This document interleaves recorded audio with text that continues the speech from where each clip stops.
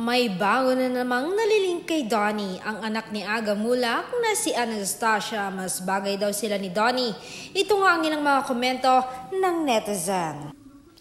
Sabi nga ni Gio, mukhang bagay, mababait na mga bata. Saludo ako sa mga magulang na palaki ng tama. At ayon naman kay Marods, wow Nax, I love it. Go, go, go, idol Tash. Minsan lang ako mag-idol si Tash na lang kasi yung totoo siya, walang arte, unique, very down to earth. At ayon nga kay Tess, parang may chemistry sila Donnie at Natasha. Pag nag-love team sila, fan cab nila ay Donut. At ayon naman kay Cha Manalak, bagay sila. Nasaktan ako sa kumakalat na ito. Mas gusto ko pa rin si Belinda.